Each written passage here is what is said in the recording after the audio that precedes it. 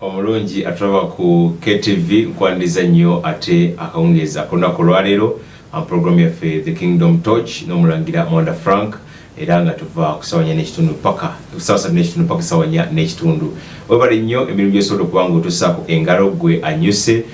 nawa atali ku mulimu naye gamba nti atera webale nnyo okukazana gwe agamba nti atogera bugenzi nawe ate mugamba nti mukama akulembere ng'ogenda okukola emirimu gyo giba nga gya kiro asima kubanga tunaye kwagaliza ekiseera ekirungi naye nga olunaku olwaleero bingi ebigenze maaso mu ggwanga lyaffe erya Uganda waliwo alipoota efulumi ya Research World International angeneraga nti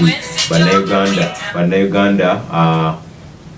mu bitundu 7 ku buli 100 bagamba nti omukulembeze w'Uganda tasaanye kubanga ataakomawo ekisanja ekirala waliwo amawulire agenda mu maaso mu ggwanga galaga Winnie Benyima nga ono bagamba nti balina okumuleeta naye abeere nga ate avuganya 2021 ndabye ne Dr. Lume Bayiga ne mu kutuuka social media naye baga nti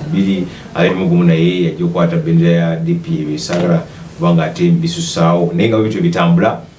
Biosafety Bill Minister Ruth Nankabirwa ono nga ye Chief Whip abadde ategeeza abaka mu lukiiko lw'eggwanga olukulu naddala akakiiko aka climate change nga baga nti twagala etteeka libeere nga likomawo yadde nga Parliament y'omwenda etunuulira twagala likomewo ne batandikire abaliwe bakoma baleme kuddayo ate mabega kwebuuza kukola ki bintu bibeera bingi nyaawo kuba bimu ku bigenze maaso mu ggwanga olunaku olwaleero enkuba efudde embi mu kibuga Kampala n'ebitundu ebimu ebirinaanye ekibuga esobola okuba nga etuukayo ate era nga n'ebirala bingi omumbere naye atwaliddwa luzira emisango gye gikyagenda mu maaso gye bamuguddeko nagyo weegiri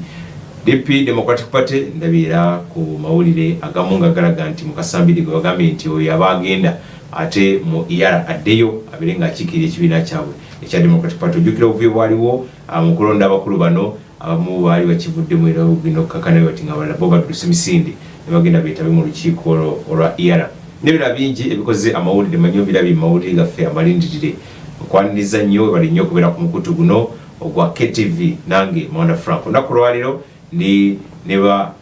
na abavubuka bitugenda okuba tutambula nabo naye nga twagala tugere ku nsonga ezigenda maaso mu ggwanga lyaffe erya Uganda nga tutunulira gavumenti mulamwa gujja kubeera awo bwe gutyo naye nga olunaku olwaleero ndi ne political analyst ku luuyi luno n'oluuyi luno era ng'ono ye mukulu Isaac Sebo Sisi okulaba ku KTV buuza ku batulaba abalungi abatulaba akawungezi k'olwaleero twagala okukulisayo mwena bannayuganda abava okukola abalina bye bakola abasobodde okubaako n'emirimu egy'enjawulo gye bakwataganya mu ggwanga lino okusingira ddala njagala okukulisaayo abo abakola okulaba nga bayamba eggwanga okulaba nga buli kye bakola kya muzinzi era nga n'okuyimirira kwabwe kwa muwendo munene nnyo era kuyina etafaali ddene kweliteeka ggwanga lino kweliteeka ku ggwanga lino nange sijja kwebuuza ensonga nga bw'ozoogedde zibadde nnyingi nga bwe tugenda okubeera nga tuzikubaganyaako wano njagamba nti ensonga ezimu si za simba ensonga ezimu si za simba tulina okuddayo ku basics foundation kyekikulu kubanga bwewadde onyonyola olinagamba biosafety olinaga tutandikire bakoma ekibuzo kijja nti lwaki baali bakomawo lwaki ate tebamaliriza kiba kyali kirungi so ebintu by'okubuzaabuza mu nsonga wabityo abanyuganda babikooye oye mukulu Isaac mukulu Bigirwa Moses sanje nange okuddamu okusanga nate ndi musanyufu nnyo okunkomyawo ku mpewo za KTV mu programu yaffe Kingdom Torch era nsaba abantu programu batambulire bulungi eggwanga liraba kikutte kunoga nti bino nga byewuunyisa ensonga zitemyetemye ziriwo mu ggwanga zesaagadde kuddamu ziriwo ensonga y'omumbeera ekyali mu ddiiro ensonga ya Winnie Byanyima yazze nayo public domain nayo weeri ensonga ya ababaka bagambye mbu tugenda tulonda obukiiko bwero singa tusimbe layini ensonga nayo weeri amaanyi n'ebirala mu militale mulimu sikando ya miliyoni 8 eza dola bamawulire temwagala nnyo kubiyingiramu ebyo nti okubaggala naye sente zaffe zabbibwa miliyoni eza dola muganda wagagabye 95 kugazi kunukiriza 10 bwebalira ku 10 nobalira ku rate eriwo kati ziba biliyoni 3.6 eza Uganda naye bakugamba balina biliyoni 9 kuteekateeka kawulukero siwa ne just ka section ka military boka sikando iliyawo ya miliyoni almost 10 eza dola so labira ddala nga bamaneja b'eggwanga bakoye era beetaaga okubikuza bbali. Okay, omulungi atuloba ku KTV mwebale nnyo okubeera ng'otambula naffe tugenda kubanga tutambula bwetyo mpola mpola mukulu Isaac ndi naye ate nga ne mukulu Bigirwa Moses ono ye mumanyi nti opposition onangambye nti wa independent ebintu kitegeeza nti kale naye nga bwe tuli mu ggwanga lyaffe alipoota gyenyagadde okubanga tutunuulira mukulu Bigirwa abatugambye nti abantu 7 ku buli 10 Bannayuganda baga nti president asanye kubanga dda abamu ku bo badde njogirako n'abakulu bamunaga nti ekyo kulaba kati enteekateeka eyo weeri research yakoleddwa nyoga nti kati katuveeyo ne Winnie Byanyima waliawo n'abalala bangi batandise okuba baga nti kakati okulaiza president mwengamu abavubuka manyi nti big number y'abavubuka yabuuziddwa bagamba nti president kisanye kiddako tajja temulina kimulabyeyo mwenaalemu alipoota eyo gwenga bugira botya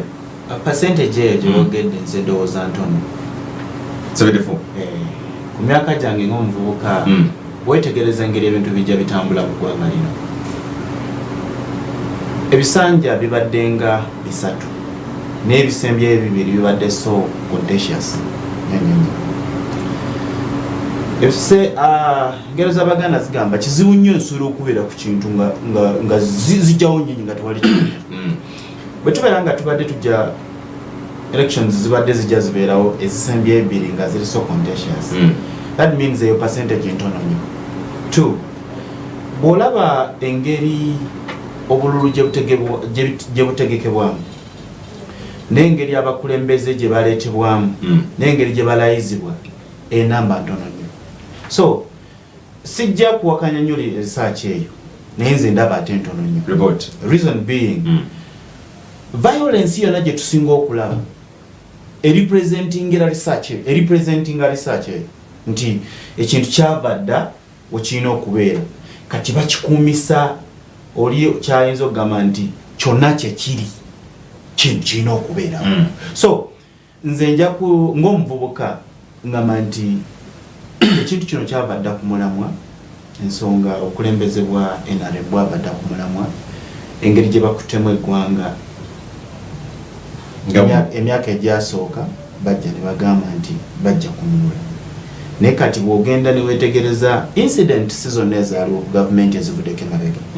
ate eno gavumenti ate zikoze n'okusingawo abantu badde bakola analysis ne bagamba nti Obote yastorminga olubiri n'alwokya ekyabadde Kasese fina kikyatwewuunyisa gavumenti tesobola kuvayo na position Mukulu Katumba Wamala avaayo agamba nti nze nali sirimba olodi president avaayo agamba nti abakuumi abagalagala balemwa complyinga n'amagye ga UPDF omuntu abuuza ekibuzo n'agamba nti gali magye ga UPDF already nga tonaleeta amagye tulina police bano baali bagalagala era tetulabangawo mbeera ngebataddewo ngamba nti gano gaali magye nago ngaakola kigamukuuma bamala okustorminga ekitundu ekyo ne bagamba balina ebyokulwanyisa balina abantu bebatendeka twagenda okulaba waavaayo bajjeyo baguluneti nga 2 ne mundu nga 3 naye nga division namba yonna yakola ki so bwe tudda ku research eno kyeripresenting nga kyennyininyini kitono ekintu research kyeripresenting kitono nnyo kubanga bwe tulaba nti ebintu ebigenda maaso kyekiringa ennyumba bwemuba nga temuli muntu agiteekerateekera negaa nti kati wano tutunudde buli kimu kigenda nga bwe kiri muganda wange abateekateeka abaali balina okubeera nga bateekateeka waliwo bagamba nti bino bitambule bwe biti abaali balina okubeera nga bateekateeka kyabava dda mu ngalo kubanga buli lwovayo n'omutwe gwo n'ogamba nti kati kino kyekyesimba kyetulina at least leka tuyambe abantu batambule we bati olinga agamba nti waliyo where were you and who are you kati biseera ebisinga bwe tuba tulina amaloboozi bwegatyo nga waliwo abajja okutegeka ono naletudde mugamba gwani ojja kwesanga nti n'abalina ebirowoozo ebiyamba eggwanga lino okutambula tebagenda kuvaayo nabyo tujja kwesanga nga tuli mu kavuyo ke tulimu akavuyo ke tulimu kaleeta kinti ensimbi y'omuwomuzo eyonooneka nnyo buli lunaku mu paliamenti tusanga sente zoonoonese bwe tugenda nga zironoonese bwonoonese nze njagala ompeeyo projekiti ya gavumenti emu y'eggwanga lino tutunulira percentage ya 74 nenkugamba nti abalina okuteekateekera eggwanga nekintu kyabavadda mu ngalo nkulaga projects bo ze baleeta ne baziteeka eri munnayuganda baga zino zigenda kuyamba munnayuganda tewali project evuddeyo nga teri mu bubbi project zonna ezizze wano nze ffena tuli bannayuganda tuli bavubuka njagala ombalire ongambe nti naye nedda bwe bagamba okuzimba bujagali amasannyalaze geeyongera era ne bagasalira ebbeeyi era abannayuganda bafunamu ekyo kisikiriza ba investor okujja ano okuinvestinga mu ggwanga lino kyenjagala okutunuuliza bwe tutunuulira Isimba Dam and Karuma project eyo first of all bagibbiramu ssente mu kugitandika ekyokubiri ebintu byebakozesa byonna they are doing show the work omunnayuganda talina wagenda kufuniramu nayejjukira ezo ssente za muwa musolo omuzukulu n'omuzukulu agenda zisasula so fenga abavubuka tuvaayo mu kaseera kano tugamba nedda tetwogerera bubi gavumenti nti tuli bavumirizi ba gavumenti naye ebintu bye bakozeeko kale babikoze leka bakkirize ba stepping down kiba kibi nnyo nze okutuula n'omuntu nga bonaalaba bakajula namugamba gwe watusala ate era nga batusala kubanga nze ngenda ku example eno okuva gavumenti eno weyajjira Nasaasira yali minisita ow'ebyenguudo naye buli mwaka nga gavumenti ya Uganda eyisa budget naye enguudo zetulabako sigamba nti ate ez'obuvunaanyizibwa zetulabako entono tuziraba UNRA emaze okubeera imaged oba kitegeera tubuuza nti emyaka gino gyonna bano bannasaasira bwe babeereranga awo kiki kye baakola ne budget ze baayisanga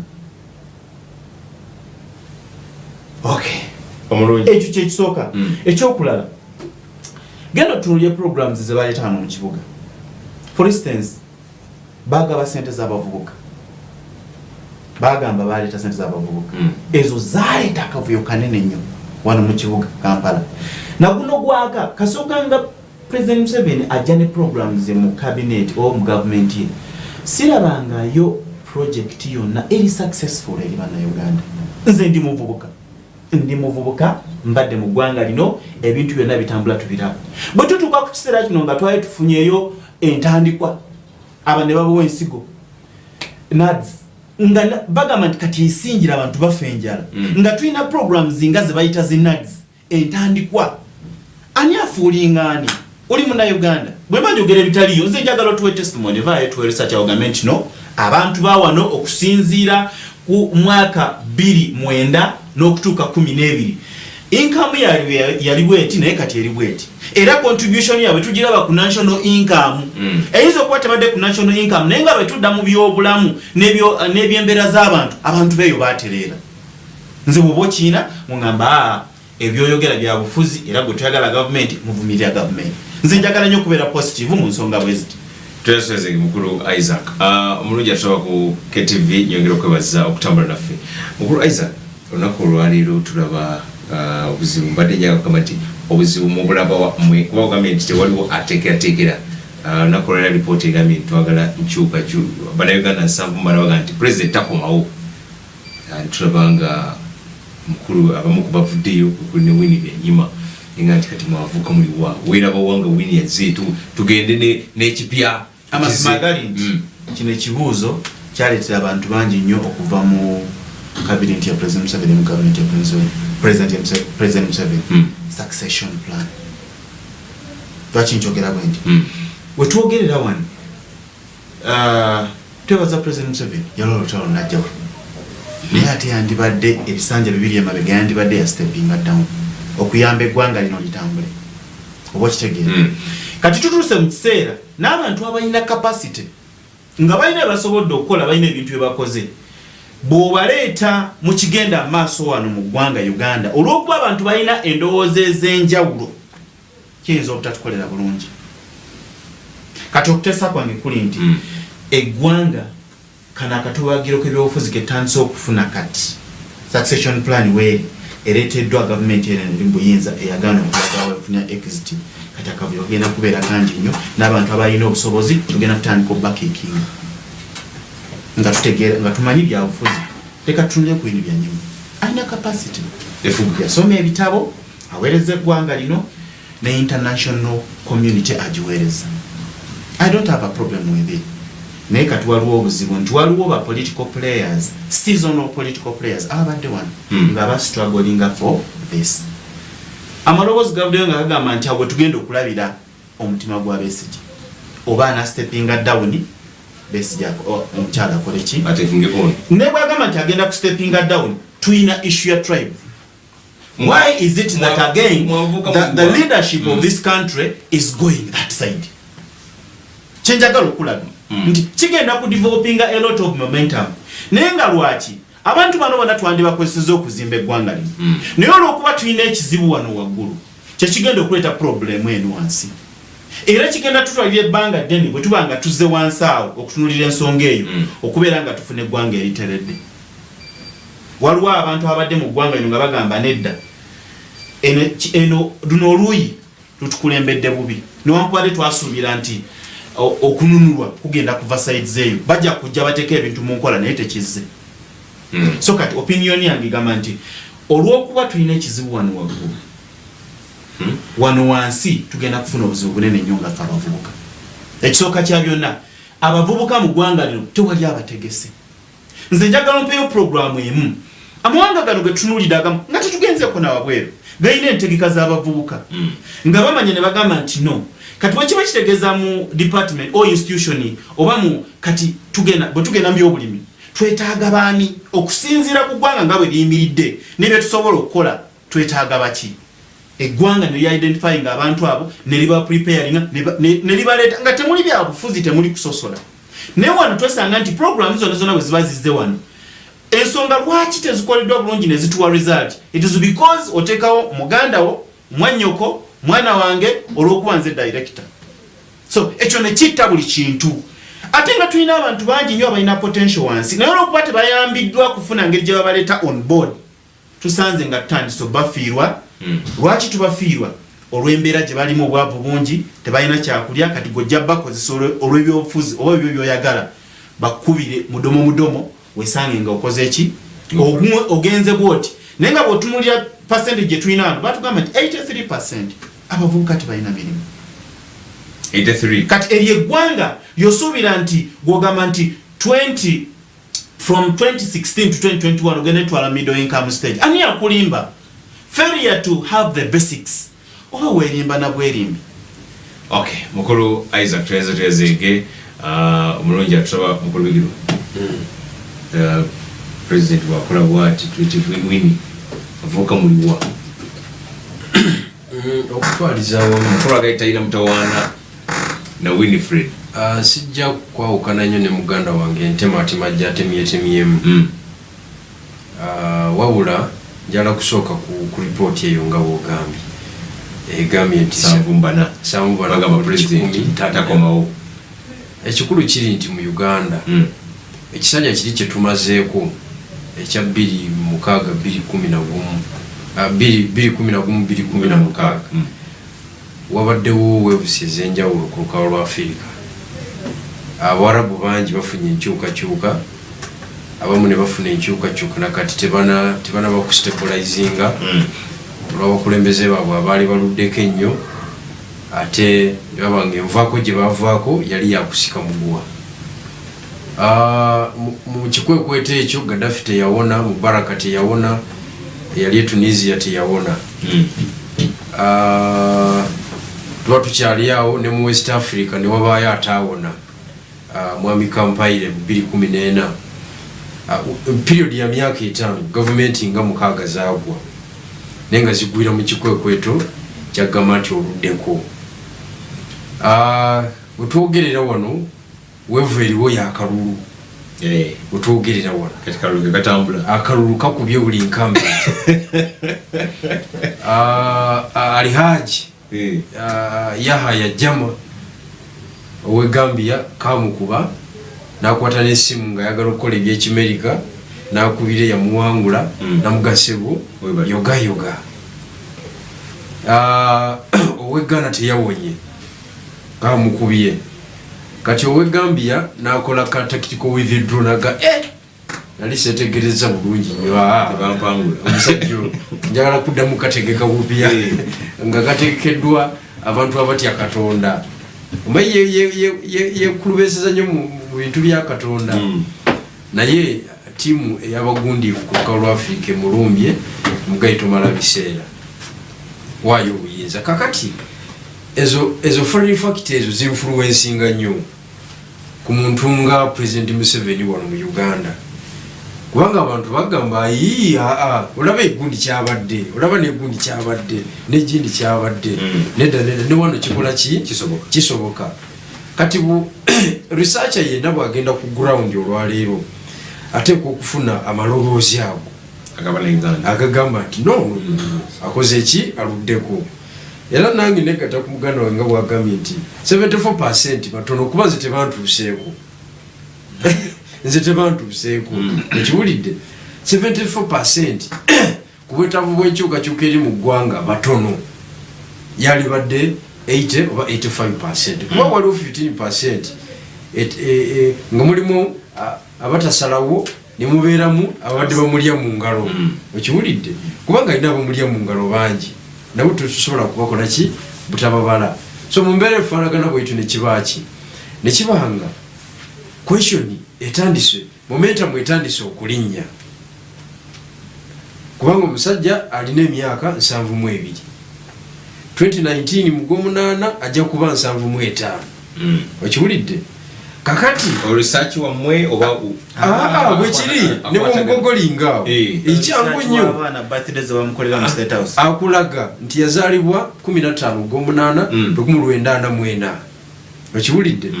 15 Gwomunaana 2019 ajja kuba n'emyaka 7 tekyetaagana kukola ki kukwata calculator so mu mbeera efaanagana bwetyo ng'ate article 102 clause B ekyayimiridde musemateeka terikola ki egamba nti omuntu anabeera president wa Uganda anabeera n'emyaka 35 okoma anabeera n'emyaka 35 naye anaabanga tasuusa myaka 75 kakati bwe kibanga ebyo byonna weebiri mu field debate eyogamba nti tadda ebantuufu era ntuufu ddala ate nga ebantuufu kubanga by all means talina waayita by all means simulaba waayita ojjukira bulungi nyo nti nage parliament yali ekola olukujjukujju ekyuse article eyo netugenda netutabuka netugenda eruzira good enough parliament nekikola ki nekikasuka eri so by all means simulaba waayita kakati debate ereeta bacandidates abalala eba etandika era byetwatandikiddeko ye mukyala Winnie Byanyuma ng'agamba nti Mwai Museveni waba aleeta Janet Wendi waba aleeta Janet nze nkola ki Wendi wali mabega we nkyakukolera analysis yange nti bwakola statement eyo tosobola kusiriikira busiriikirize teeka okubanga yayogeddwako mu nnyumba n'omukulu ekasangati nti kakati kuba nabo batulale banalizinga nga family nti omusajja alabika ayagala kusuula ki tawero naye aleeta omusambi gwalina alina mukyala wekibanga kyekyo oyo omukyala simukkiriza kubeera president wa Uganda jjukira balina olutalo lwabwe olw'omuntu oluli historical okiwulidde kakati olutalo olwo Janet yaluwangula olwo n'agenda mu nsiko bwagenda mu nsiko n'aleeta candidate n'aleeta Kizza Besigye okiwulidde n'amusimba ku musajja okakana gye batuuse si walungi ffe bannayuganda tulwanya olutalo nga tulowooza luli political naye teruli abategeera obulungi teruli naye twasaasana ne tuluyingiramu ne twesanga nga tuli mu lutalo abasajja bakubagana naye ng'ensonga ebakubaganya ndala nnyo okiwulidde no kakati asuke kwatira omukulu w'igiro Okay. omulungi atuba ku KTV nyongera okwebaza ennyo azikiriza mpu mulimu katono ate bimalagenda kubanga akomawo agwe ayina essimu yo nja kusaba kunobere ng'ogiteeka kumpi nja kubeera ku screen kujja okubanga oyitira ate nyongera okujukiza nti ngenda kusomeza situmu mu December tugenda kubeera mu kisaawe ekina Kivubo era Bishop David Kiganima Misindi kona bweza bamukama abalala bonna abakwisa ku center Mengo Kisenyi Elson Kigana Zone n'abakubiriza osobola kubanga obeerayo kampo mulimu katono komewo tovaawo ku Kingdom TV program Kingdom Torch.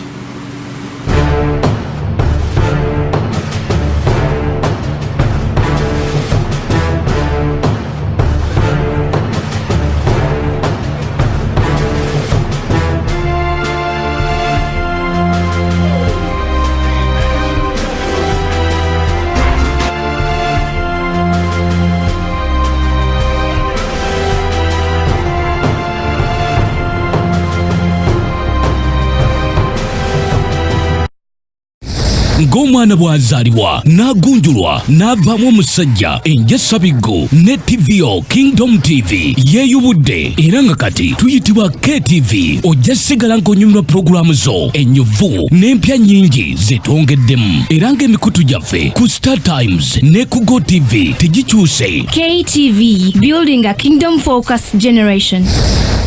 Tambudde ekibuga kyonna ng'onoonya awali engoye ezituukagana n'omutindo gwo okusaba kwo kuddiddwamu. Omwami wange n'abaana bange engoye zaffe tuzigula mu Dress Control. Balina engoye z'abaami n'abakyala okuva mu America, London ne Turkey omuli dinner dresses empanvu n'ennyimpi, changing dresses z'abagole mu buli kika ne sayizi zonna eza office, casual, obuteeteeyi bw'abakyala abambazi, sikaati ez'omulembe, blouse first class, engatto, ensawo z'abakyala ate balina n'eby'abaami omuli amasuuti ag'omulembe, amasaati, zi casual wear mu sayizi zonna. Dress Control basangibwa ku DTL Plaza mu maaso ga Jemba Plaza ku Loom Street omwaliriro ogwokubiri mu dduuka DT 160 ne 168. Essimu noti 772 865 2M5 ne noti 752 865 2M5. Dress Control oyingira nga customer ofuluma oli wa Luganda. Ibanda, Rakai, Sembabule, Lyantonde, Masaka, Mubende, Kingdom FM esaanikidde zinnayo okusabira abantu okubasiiga amafuta okugoba obunafu emizimu endwadde byonna byakusegulira. Amasanyalaze ag'omugulu gayite mu bulambo gakutule buli ekibadde kyakwata mu linnya lya Yesu omwe Nazareti, mu linnya lya Yesu omwe Nazareti, mu linnya lya Yesu omwe Nazareti. Kino kisimbiddwako mulaka mu ddoboozi ery'obwakatonda Bishop David ne Pastor Cindy Kiganda okumala wiiki namba wano mu Lunch of Fellowship Mengo Kisenyi tosuwa Lunch of Fellowship wamu n'abasumba abalala bangi okuva ku ssaawa 6 ez'emisana okutuuka ku ssaawa 8 ez'olweggulo wano ku Christianity Focus Center Mengo Kisenyi. Ekyamagero kiri mu mikono gyo. Nambye nti kiwadde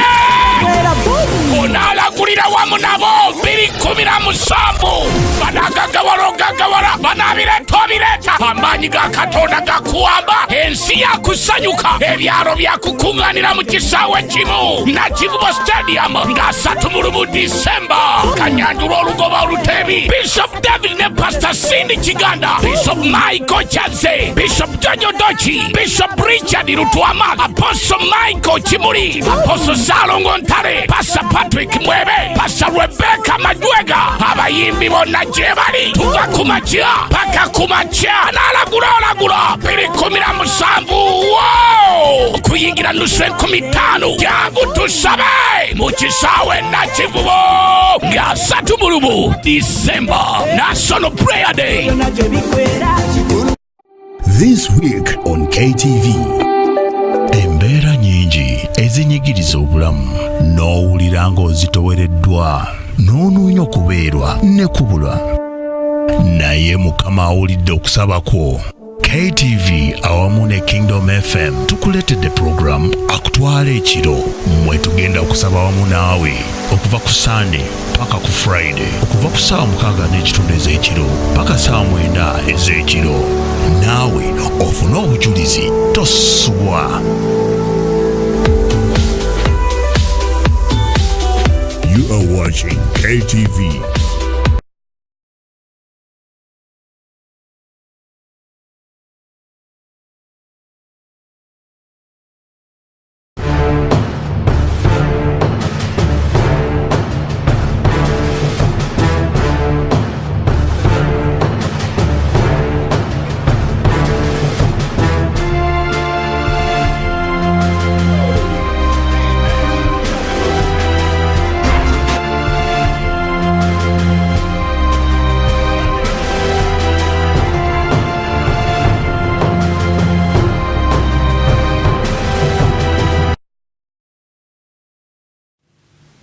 kulisa nnyo mukumulamu omulungi alaba KTV program Kingdom Torch nange omulangira Mwana Frank gwe aina enamba yo esimu oba aina esimu yo osobola kubanga ate ogiyambisa masa ojja kutegeeza ogenda okubanga kubona naye osobola kubanga ogiteekateeka mpola mpola kujukiza ngenda kuzomweza sumula mu December ekyo sijja kukivaako tugenda kwera mu kisaawe ekyenda kivu Bishop David Kiganda ate ne Bamisindi nabo bakutegeeza nti beerayo nnyo mu kisaawe ekyenda kivubo they will prophesy as you also do prophesy ekyo gwe mulamwa ogenda kubanga ate otambulira ku mwaka 2017 gubere ogwebya magero gyoli wempunzikidde programu eno nga mukulubigirwa akyatuwa analysis atuuka ku weni byenyima engeri abantu gye babirabamu na lwaki bamuleeta ku kiseera kino wetugendedde mu Bulango mbadde ntuuse ku level egamba nti bannayuganda tulina olutalo lwe tuluwanye naye nga tetuli political nga temumanyi ani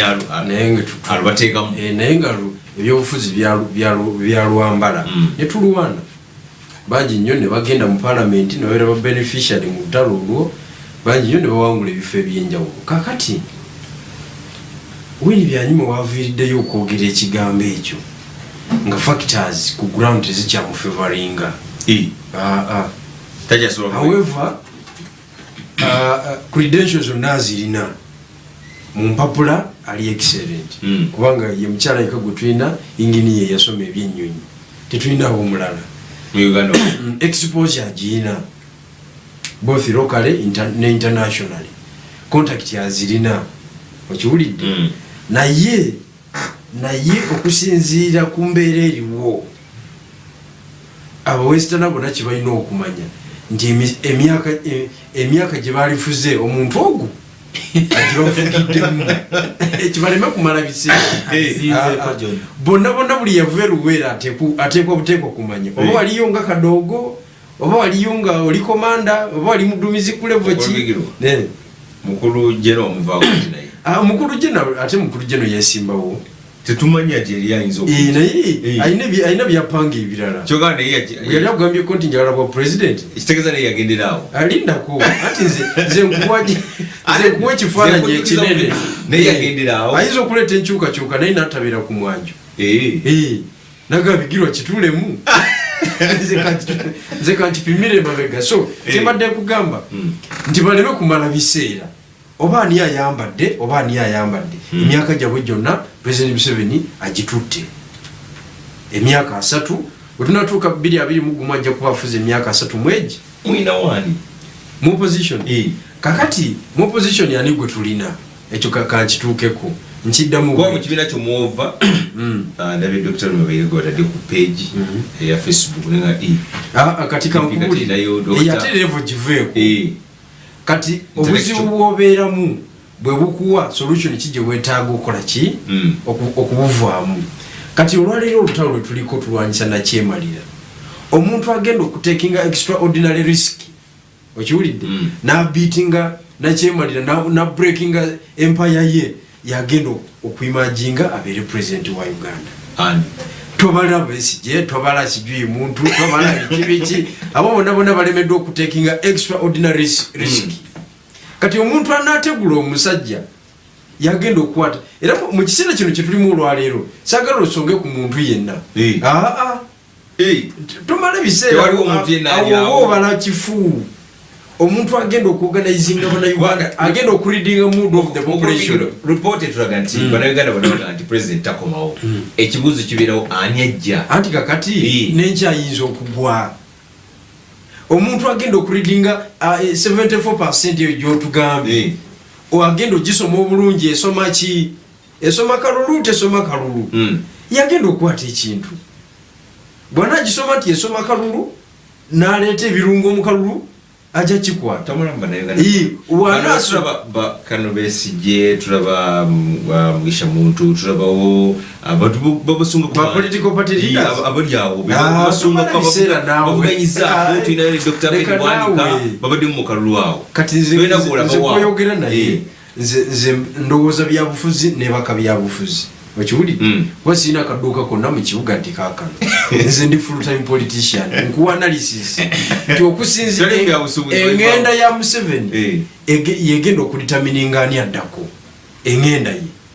okiwulidde Mungu wanamuyamba nafuna wisdom emanaginga transition obulungi natagwa mu Trump ya Said Bale natagwa mu Trump ya Gaddafi natagwa mu Trump ya Kampaire Burkina Faso Mungu ajja kuba atuyambye nga Uganda nga naye amuyambye ng'omuntu kuba yasinga okufiirwa mu kintu kino tegeza nti abo abatotugenzi eyo abokuvuganya we bali be bajja okulondebwako anti naye kino ekya Western region it's a factor you debate weri amaanyi tewacha after 35 years tewachayinza kuvayo omuntu mulala alina kyatugamba ati kisoboka wini byanyima mulungi nnyo naye wini byanyima embeera eri ku ground emufulumya kubanga ffe tumumanyi President Museveni yamuwasiginikya n'agenda mu UN okiwulidde President Museveni yajimakanya ihamba yajimakanya ihamba President Museveni yajimoola lotunu okufuuka Secretary General wa UN yali asoose n'omwami w'e Ghana Kofi Annan Uganda yali egenze naye olw'ebyobufuzi n'agimumma kakati tugamba lwaki yagikuwa kati kiba kitegeeza nti kumpi nnyo naye n'okusingaani era bwini byanyuma eba n'amutumbula ennyo ajja kuba ayonoonye olutalo lwa Besigye lwalwanidde emyaka 40 nga lwonna lufudde luweddewo eyo gye tugenda singa ajja bwati ajja kubanga nze wini byanyuma nakati tolina kyonkakasa nti ta meeting nga President Museveni ne boogera ku nsonga eyamuwasiginikya nga te abamibwa bwe bali ekyo kibi ekyo mu politics ono wa fitina omukyala akola mu sita kibi ekyo ani ebyo gyebidde omukulu ono mawo ekyo tekiriyo nawe ali Nairobi nawe ali Nairobi era akola na mirimo gya bulijjo nnyo waliwo omuwala gwe baali bayita Naume muwala wa Elia Kategaya yali mu eyo line kati bali balowooza nti ye mukano Batimao ali Nairobi Naume mukyala mukyoli oli Naume mukyala munyankole naye propaganda waffe nga bw'omumanyi we bateba bifumba so mumbeera efaanagana bwini byanyuma amagezi agalina era omulaba nga bwe nti exposure agirina naye kati fitina eri ku ground tosobola ni politics fitina eri ku ground tosobola kubanga nze ng'omuntu nziragana okukitegeera engeri gyagenda mu UN ate nga Kizza Besigye tusiiba naye kuswiti nga tukubagana n'omusajja ekyo kyagaana okunyingira mu bwongo ng'omuntu nze nga political player kyagana okitegeera ekyo omulungi atulaba ku KTV njogera okwebaza ennyo olwokutambula naffe paka essaawa zino kakano osobola okuba nga oyita ku simu zaffe ya noti 7 anosobola okuba nga obuuza ekibuuzo kyonna kyagala okubuuza amakulu bano bendabo mu studios nogambye noti 7 Renda asatu okuba nga obuuza ekibuuzo mputu guno gwa WhatsApp akadde konna ne basuubiza nti nja kuba nga ate ngugendako beere nga nsobola okufuna bulungi message yo ku speed naye nosobola okuba nga ogintuusaako Isaac okubaako nange kyenjogera katubala okufuna omukubi w'essimu oyo ali ku mukutu tubone tukomero Hello Wanyi Sebo Hello Sebo Yes, Salo. Kakati Sebo nze gyeŋŋamba omusajja ali ku sayidi eno ey'ekkono. Yes, Sebo. Musajja ayogedde ebituufu nnyo olutalo lwe tuliko lutalo lwa maanyi naye nze kyenteesa kiri nti President Museveni tagenda kuvaako okuggyako okufa kwe kugenda okumugyawo. Olw'ensonga engeri gye bakubagana n'ebitandikano talina entalo zaabwe ez'omunda kati ne tutabulwa ffe abali eno wansi services tezituuka lwa nsonga za ntalo zaabwe kale tuteesa nti Mukama atusasire busaasizi wali bayagadde ali kujjulula mu nsi abalala ne bafuka naye kitali ekyo tetugenda kufuna. Okay, sorry, tuyazenge point yo tugifuye bulungi nga tulaga nti yetalabawo president Furuma bwatyo. Okay, katufuna omukubi mulala ow'essimu. Hello. Hello. Wayisebo? Ekakai David Karero. Yesebo David Karero. David nkuwulira. Nze ndaba bintu ebyo engeri gye tutambulamu.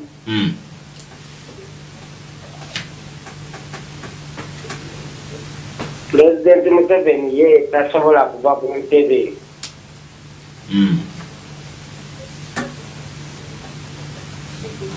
Ayagala nnyo ofuga. Okay, tuyazege mukulu David. Katonda. Kale naye asize okusaba Katonda. Alipoota eno bagamba nti nkyamu olwo nagambye nti mulangire alipoota yandibanga tebagikoledde waffe. Okay, hello KTV. Hello. Wayisebo? Kale sebo nawe balakulaba KTV. Kakati sebo. Sebo. Nzira nkita Katonda ndi watuwa. Sebo katowe watuwa.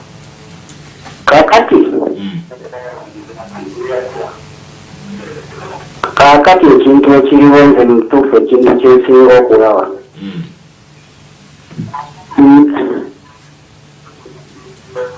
nti fe abavubuka batumalamu essuubi ebironda era ffe tetugenda kudda mukulonda okujjako pulezidenti Museveni amaze kufa kwekuddamu okulonda kwaffe. Kale sebo katowe balenyo ddala okubanga ate nawe otesezza bwotyo nti bwetogenda kubanga baddamu okulonda. Katufune omukubi omulala ndowooza ng'omu babiri. Hello. Mawanda we bali kuweereza sebo. We bali kulaba KTV sebo. Ono Mulangira Goloba. Sebo Goloba. Munange ndi wano mu kibuga Kakirimu engulira kiro ya sukaali 50. Awo. Kakati mukulu Bikirwa ne mukulu Isaac mbalamusizza. Naye salaba mbaawo nnyingi naye senga wabaddewo ne pasente gyegamba nti 115.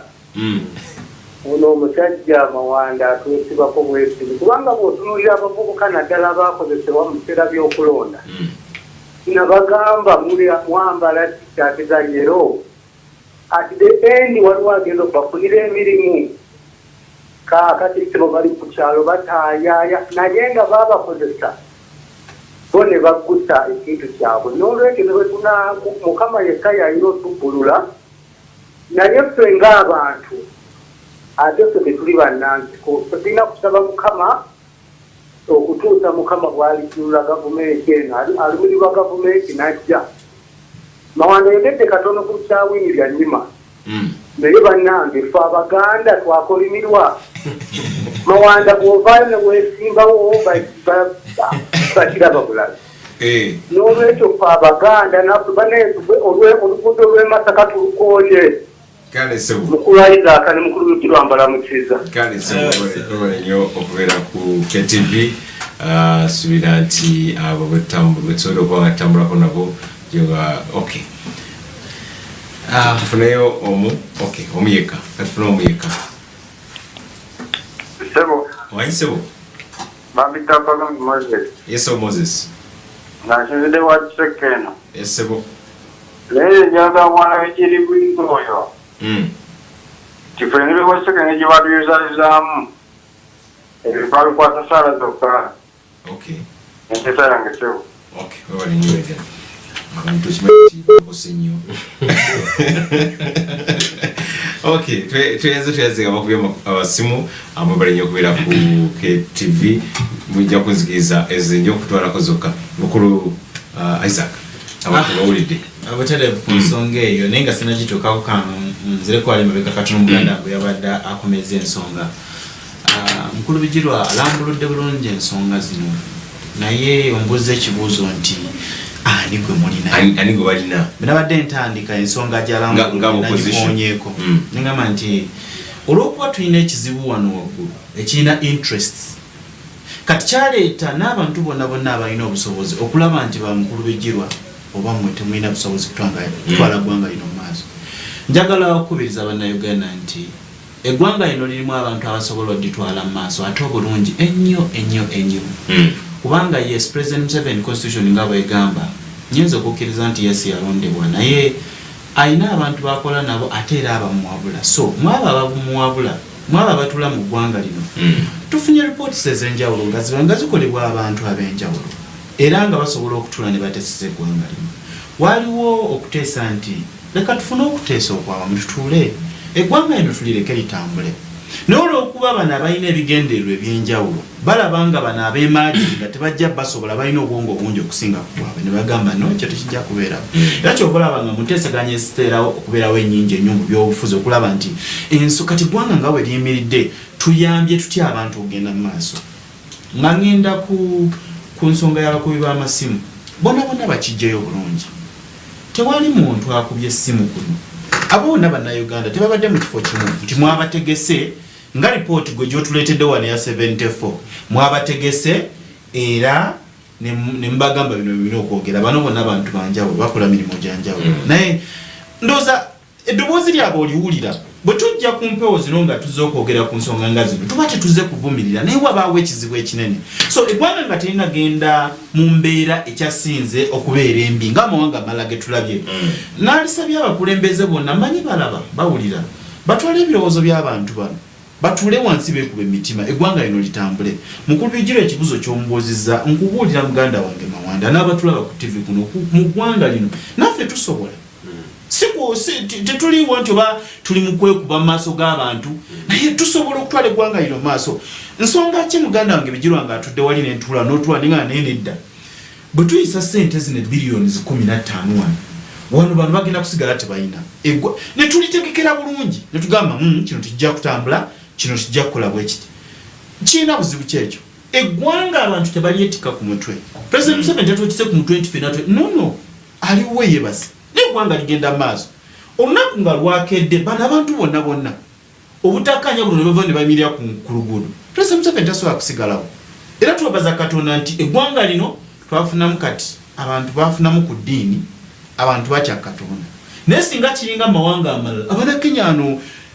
walaba ekyali Bannakenya eyo nonsense tajjaayo nali ku TV nga bali mu parliament bateesa waggulu wanetukana waliwo obuzibu nga President Kenyatta agezaako okutandikira eyo atekeyo emirandira gye baavaayo ku floor ne bamugamba excuse us Kenya is not going to be like Uganda. So kati abantu batukozesa nga kyakulabirako olw'okuba tubadde n'obukkakkamu obungi ne tugumiikiriza embeera abaddewo ebintu bisobola okutambula. Abantu bano bonna abakuya amasimu nyina kintu kyenootingamu kiri kimu omusajja asoose Wekayemba agambye nti Museveni asooka afe ekyo si kye twandiyagadde ayina jjajja eggwanga lino n'alituusa naye olw'okuba nti kati ebintu bituuse ng'abantu bonna bagamba nti wakyakisobola genda oyo alina kufa bufi azzeeko agambye nti Museveni tasobola ku ntebe okuva ku ntebe okujjako ng'akoze nga naye afudde kato n'agamba essuubi lyabagwamu dda era abavubuka tebakyalonda. Omukulu Goloba n'agamba nti mu kaseera kano kiro ya sukaali ng'egula 5,000 bo tebakyalina ki suubi mu gavumenti ya Museveni. Asembyeyo wakiseka ogambye muganda wange abantu balokose nnyo basigala ku ssaala so tetukudaalira nnyo bantu naye ebigambo biwulyanga bivaayo mu nnyiike kati embeera efaanaganako bwetu tuba tuzze wano twagala okuwa abantu essuubi nti eggwanga lino likyasobola okutambula abatulaba eggwanga lino likyasobola okutambula nga mpumbawumba Abannayuganda temuggwamu maanyi naye njaga nsaba nga nze omuntu omu leka tukwatagane ekisooka kya byonna tukole ebyensonga nja kuddamu wano nga mmaliriza ngambe nti waliwo gurupu y'abantu etusibyeko ate embeera eno etya nti bwe tugenda okulonda akalulu kano kakomawo ng'era kalinga akatali kalulu olwa gurupu emu gye tuyina olw'ebigendwa byayo ne interest ze balina bo nga bagamba tebinkwatako kasitamba nga mwana wange nsobola omusomeseza eno sobola omutwala muyale kyala nga sobola okuzaira e Germany abasigadde bagamba ne Bible ekyogerako nti abaavu tebagenda kuggwawo nibeerabira nti nabo batula mu ggwanga lino ekintu bwe kiriba kikyuse bwe kiti be balisinga okungubaga kubanga tubaddeko ne leadership ez'enjawulo n'abakulembeze ab'enjawulo okuva mu bitundu ebimu naye kati nga baggwawo dda kakwatira wankulu Isaac Nkulubigirwa balinda wano message emu ng'egamba nti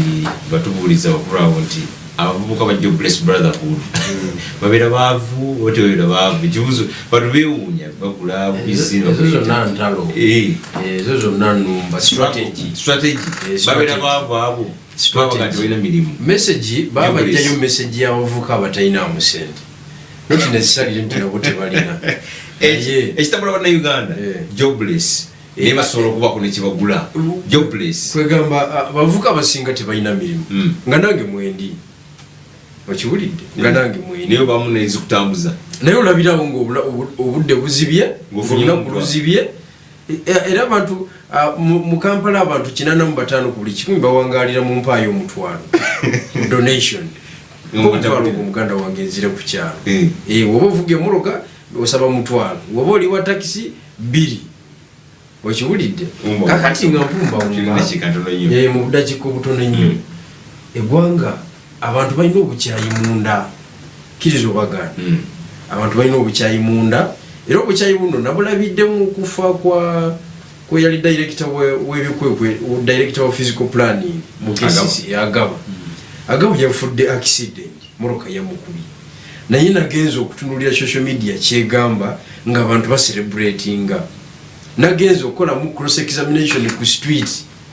okiwulidde okukyatingamu n'abantu ab'enjawulo awo ng'abantu bagamba muleke nammwe ayinza okufa oyo ng'afa atya leka naawe alimbamu bulimbi akyali mulamu ku buyinza bwe yali alina yayinza okufa abantu awo we batuuse kakati eggwanga bwe lituuka ku eyo levu gwanesti akyali mu driving seat oteeka okwesotinga nga bukyali nga tebanatuuka ku ggwe ng'omuntu kubanga amaanyi g'abantu toyinza gatuulira niboleta emundu ezifaananaganira zitya toyinza gatuulira so mu mbeera efaanagana bweti ekikulu kiri nti abantu abakalinza out research oyo bakoze ekintu ekituufu mu budde obutuufu enamba gye bafulumiza gyesikanya nayo percentage ndowooza nti yabadde ntono kuba otunulira akalulu ka 2016 katubaddemu President Museveni bamuwangula buli awantu awamatalinga ebibuga byonna ne municipality babimuwangula okiwulidde beba abantu abacontributinga mu economy teri eri waffe buyende eri wano feri waffe buyende okuveeka muli okutuuka ebuyende amazzi oteekwa ogenda nago mu motoka oba ovuga kubanga ku dduuka tekuli mazzi ganago mu bucupa ag'olukumi mukyalo teri akwata singiza 10 agula amazzi leka naawe bo baguba bali mu mbeera etali ya bulijjo kati abantu bonna abacontributinga ku economy y'eggwanga President Museveni tebamuwa kalulu amagye tegamuwa for the first time this time round twalabanga balakisinga box zivaamu ng'akalulu bakawadde Besigye okiwulidde kwegamba bw'otunuulira embeera ezeebeerawo yonna yonna ekulaga nti omusajja amagye agayibwa ku street after elections kwegamba gavumenti yali very expensive nnyo okugicontaininga paka emitima gy'abantu bwegyakkanamu abantu ne batuuka n'okulonda akalulu e Kampala nga beesasuza ne balonda bakansala be batamanyi okiwulidde abaali ku busulumuzo niwabeerawo ne kansala yagenda okwebaza abalonzi banaye mwebale nnyo mwebale kumpa kalulu yenze nomugagwani yakulonze banayenze yabadde ku kasulumuzo mwalonze nze tufudde bannaye okiwulidde abantu ne batuuka n'okulonda ku eyo levu naye nga balonda omuntu kwatamanyi olw'obusungu nti basasulani basasulamu oli yakoze ki eyababyakalo so eyo embeera efaanagana bwetyo bwogizingazinga bwoti ebeera timing bomb era bwenaabaluka ejja tukuba ffenna nze abatulaba ndi wa mukisa nnyo era mbeeyanze nnyo okulabika nti ndabikako mu maaso gammwe mu studio za KTV naye kyensaba abavubuka kiri kimu article y'ekikumi-mu-2 egamba ki abasinga temumanyisi mateeka wa Uganda egamba etya eyogera qualifications ez'omuntu anabeera president wa Uganda ateekwa okubeera wakati w'emyaka 35 n'emyaka 75 kakati wetwogerera wano President Museveni agenda kuweza emyaka 73 naye 2019 mu mwezi gw'omunaana ajja kuba ina emyaka 75 abavubuka mbasaba tuleme kumukiriza kweyongerayo kubeera president wa Uganda naye akazita akasingira ddala obukulu tukateeke ku parliament buli muntu yenna omubaka gwe walonda oba gwandeba olwaleero oba oli Kyenjojo oba oli Buyende oba oli Busiya oba oli Maraba oba oli Kitugumu oba oli Agago omubaka gwe wasindika mu parliament mugambe toddamu okuzanyira ku ssemateeka okujja mu article ey'12. Okay, mukulu Isaac. Mu ngeri emu nange njagala kubeeza abavubuka nambagamba nti eggwanga lino weeriri ligenda kubeerawo. Njagala okubiriza mwena abatulaba tetuba kuma mu muliro twagala mukakkane mukole ebyensonga kubanga yagala gani mawanda oba oyagala toyagala tugenda kutwala eggwanga lino maaso ekyo ntuna mu kamera n'ekigamba batulaba tugenda kutwala eggwanga lino maaso so tukole ebyensonga manyi batukozesa ebyensonga baba balina kola ki ebyensonga bona bagambye nti bakkiriza ababaka baabwe okukola bwe bati njagala kwebaza muganda wange bagambye akawaayiro ak'ekikumi mu bbiri mwetegereze nnyo amateeka namwe mugasome mukuume eddembe muyimirire ku ddembe lyammwe mulikozese bulungi. Omukisa gwonna bwe gujja sigamba abeere babbi omuntu wakuwa ssente kuba kati embeera gye tuli mu mbi zikozese naye manya ekyokukola kubanga essente ezo bw'ozirya n'otwala ekirowoozo ky'omuntu oyo omaze okutta generations nga 3. Muganda wange agambye nti abeeruuyi luli emyaka gyonna banne gye bandibadde batwalako ye yagibamalirawo dda. So kati n'olw'ensonga eyo nkubiriza abavubuka nti tweddemu Musumba Kiganda na Pro tweddemu tukole ebyensonga kino tekigenda tubalya banga ddene eggwanga lino tulaga nti we are 83% tuyina kye tucontributing kinene nnyo ku ggwanga lino naye olw'okuba bamanyi potential ffe kyebaba batusindika kyebaba batusaasanya kyebaba bakola bye baagala okulaba nga bayisa babyagala. Mpozi nga maliriza nange njagala okwebaza abatwala institution eno KTV yonna nemaliza nga nkubiriza abantu nti kiba kirungi nnyo okumalako omwaka ne mukama waffe omusumba n'obukulembeze bwa TV mwe tudde bateesa bulungi nnyo omwaka tugumaleko wamu ne mukama waffe ate atugutandike ne mukama waffe so tubakubiriza mwena okubeera na kivubo kujja kubeera kusaba tewali byabufuzi tewali ki wala tujja kubeera tuli maaso ga Katonda nga twebaza okubeera eno gye tuyiseemu etabadde nyangu kubanga essasi lyandibadde litwala gwe batiya gaasi webale nnyo webale ddala omulungi atoba ku KTV nyongera nga kwebaza ne gato webale nnyo okubeera naffe sigera kubanga nsukka wano omukulu agambye nti ngenda kuzungumza mu Desemba tubeere mu kisaawe ekyenda kivugo nze mwana Frank akumata 10 mpeera musobulungi mweraba.